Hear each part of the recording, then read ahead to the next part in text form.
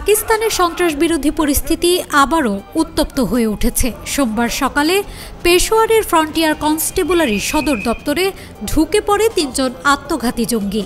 মুহূর্তে বিস্ফোরণ ও গোলাগুলিতে রণক্ষেত্রে পরিণত হয় পুরো এলাকা।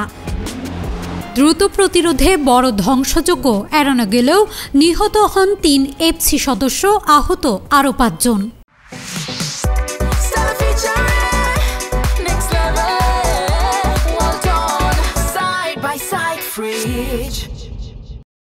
নিরাপত্তা সূত্র জানায়, একজন হামলাকারী মূল গেটে বিস্ফোরণ ঘটায় আর ২ জন কম্পাউন্ডে ঢুকে পড়ে।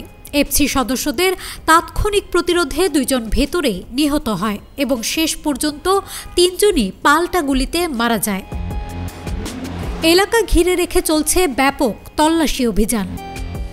সাম্প্রতিক মাসগুলোতে খাইবার পাখতুনখোয়া ও বেলুচিস্তানে সন্ত্রাসী হামলা বেড়ে যাওয়ায় এই হামলা আবারও নিরাপত্তা পরিস্থিতি নিয়ে উদ্বেগ বাড়িয়েছে।